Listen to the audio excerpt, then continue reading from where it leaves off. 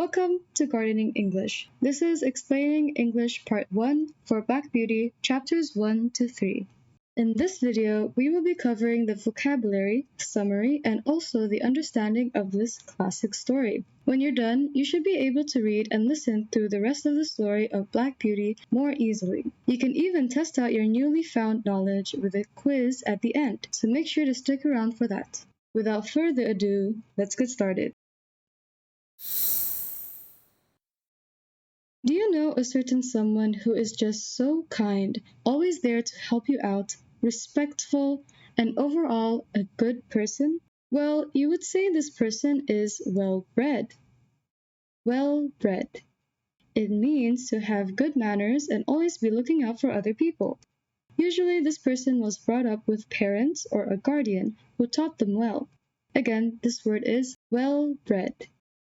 Next word, we have a horse. Now everyone knows what a horse is, and if you didn't, here we have a very nice picture of a shadow for you. So this is a horse, right? But what is this? Is this a baby horse? Yes, but you would call it a foal. A foal is basically a young horse. Now what if it is male? Would you call it a boy foal? No, you would call it a colt. Colt. This is a colt. Horses, they like to move a lot and have different types of them too. Here you can see a horse galloping in slow motion. Now horses are extremely fast when they gallop. This is a small clip of them running real time. Well, it's almost like running. Their legs have specific ways of moving. But anyways, all you have to know is that this is a gallop. Gallop. For this next word, I borrowed some text from the story. Our master was a good, kind man. He gave us good food, good lodging, and kind words.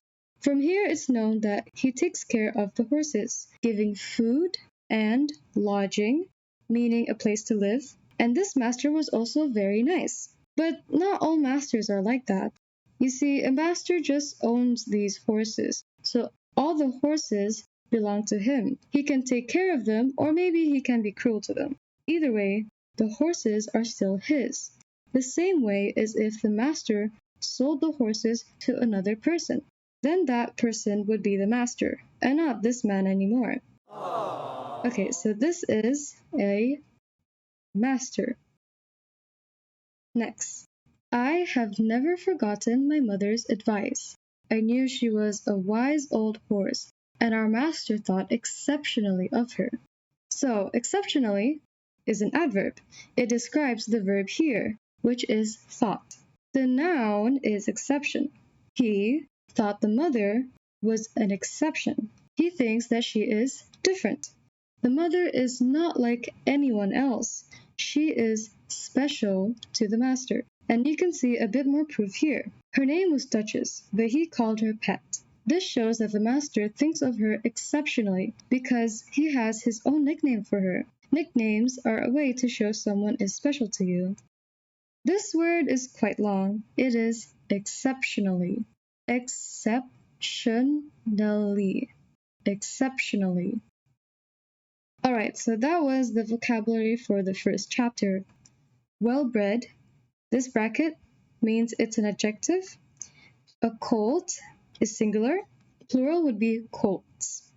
To gallop, a master, which is singular. Plural, it would be two masters. And then exceptionally, which is an adverb. Quiz time. Pause the video to read this short question, and you can check the full quiz later. Time for a small summary I made. So, what happened in the first chapter? Darky, a young horse with black coating, first grew up with his mother, his master, and some other colts. In this farm, bad behavior like biting, kicking, and hitting are not condoned or allowed, and instead, Darky was taught good manners and shown good treatment. Do you recognize this? A rabbit, I hear you say, but actually it is not a rabbit. The animal is generally more large. It has bigger ears, and also lives in the wild habitat outside. It is a hare. Hare. And yes, you see it like hare over here. This is a hare. So remember gallop, the one where the horse kind of runs? Well, this time we have its twin. Now, these two, they are very fast, but the other one is a little bit slower, and the gallop is typically faster. So when a horse gallops, it is running, sort of, very fast. And when a horse canters, it is running, sort of, very fast, but a little bit slower. So that is canter. Canter. So this is a cliff. It is rocky and there is a stream below. Now focus on this part. When you look at this part of the cliff, it's kind of going over the stream. Let's read. And back they came all together at full speed, making straight for our meadow at the part where the high bank and hedge overhang the brook. So this cliff is overhanging the brook, the stream. This is overhang. Overhang. It is to go over something. Overhang. This boy is crying. He is screaming. Probably wants a toy in the shop but can't get it. The boy has this high-pitched scream and just has tears all around. He is shrieking. Shriek. It means to cry out loud, usually with emotion. Shriek. Shriek. Next word. Here is some text from Darky's mother herself. Let's focus on this word, fond. I never yet could understand why men, meaning the men on horseback, are so fond of this sport, which is hunting wild animals usually just for fun. Now, these men don't really care much about all the damage they do, and instead, they enjoy it. They are fond of this sport. When someone is fond of something, they like it a lot. This can be for an activity or a thing, like the master, for example. He was fond of Darky's mother. Likewise, these men are fond of this sport. This is fond. Fond. And that was the new words from chapter 2. Let's recap. A hare, singular, plural is hares. To canter, to overhang, to shriek, and fond, which is an adjective. Quiz time. Pause the video to read this short question, and you can answer that in your head for now.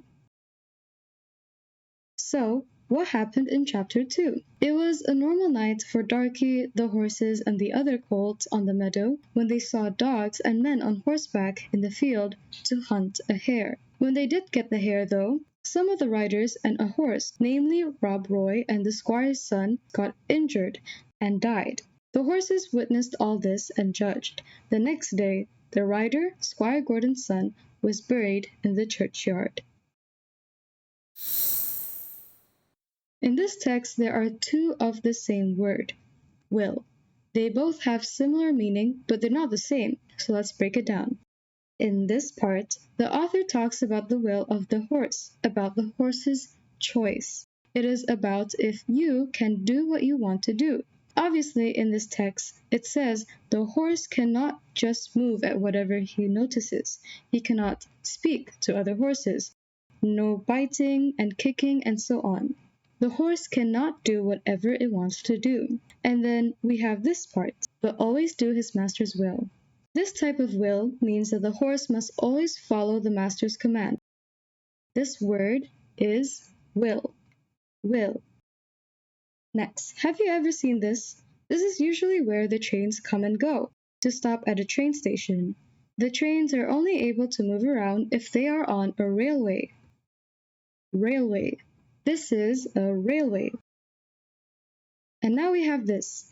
These are the legs of horses, and this is basically their feet, but you call them hooves. This is a hoof. Hoof. Let's say you're presenting your idea in a business meeting. You have your slides ready, and you present in such a way that could make other people agree with your idea. You want this to work for the business, right? And if anyone tries to say no, you just say all these nice things to get them to agree with you. This is called coaxing. Coax. Coax. Okay, now let's look into this text. As he, the master, continued to have me ridden a little every day, I soon became accustomed to it. So because of doing it so many times, it becomes normal for Darky to go with the saddle. Another example, this pandemic we had to get used to wearing masks. And now because we use masks almost daily, it is normal to us and we become accustomed to the masks. This word is accustom. It means to get used to something because of more experience with it. Alright, so these are the words learned so far from this chapter. Let's recap. Wheel is a noun, a railway is singular, plural is railways. Then we have a hoof, plural is hooves, hooves with a V. Then we have to coax and to accustom. Now before the summary, I will do a small rundown of all the horse training vocabulary. A great piece of cold hard steel, as thick as a man's finger, to be pushed into your mouth, between your teeth, and over the tongue, with the ends coming out at the corner of your mouth, and held fast there by straps over your head, under the throat, around your nose, and under the chin, so that no way in the world can you get rid of the nasty hard thing. This is the bridle, and over here we had the bit, which is inside the mouth of the horses. And here we also have a saddle, which is for us to sit on the horses. This is the harness to hold on to the horse. And we also have the horseshoe, which is on the hoof. Pause the video to read this question, and you can answer the rest of the quiz later. Time for this summary. What happened in Chapter 3? In this chapter, Darky explains and goes through the different things that had to be done for a horse to be trained before it is sold. Trained with the help of his master and mother, he does things like wearing a harness, saddle, bridle, and also experiences like getting used to trains at the railway. That's it for today. Make sure to comment down below any questions you might have, and I'll try my best to help. While you're there, click the like button if you want more explanation videos like these. You can go watch the previous video with the story to revise, or you can go straight to the comprehension quiz, the link in the description. And as always, thank you for watching.